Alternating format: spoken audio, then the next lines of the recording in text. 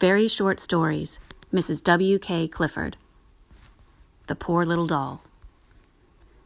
It was a plain little doll that had been bought for 6 pence at a stall in the marketplace.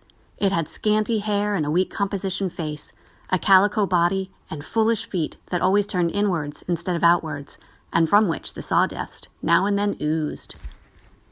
Yet in its glass eyes there was an expression of amusement.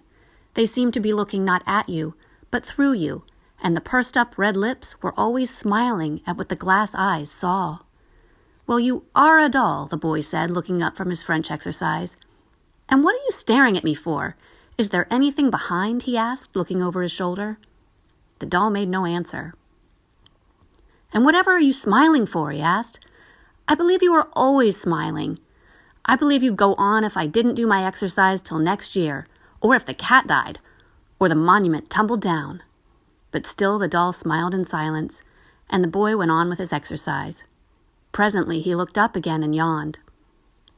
"I think I'll go for a stroll," he said, and put his book by. "I know what I'll do," he said suddenly. "I'll take that doll and hang it up to the apple tree to scare away the sparrows." And calling out, "Sis, I have taken your doll. I'm going to make a scarecrow of it," he went off to the garden. His sister rushed after him, crying out, "Oh, my poor doll! Oh, my dear little doll! What are you doing to it, you naughty boy?" "It's so ugly," he said. "No, it is not ugly," she cried. "And it's so stupid. It never does anything but smile. It can't even grow. It never gets any bigger." "Poor darling doll," Sis said, as she got it once more safely into her arms.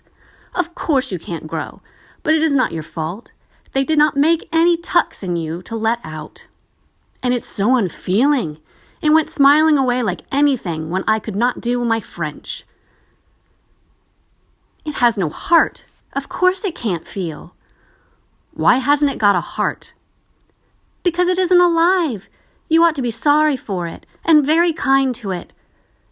Poor thing." "Well, what is it always smiling for?" "Because it is so good," answered Sis, bursting into tears. "It is never bad-tempered, it never complains, and it never did anything unkind."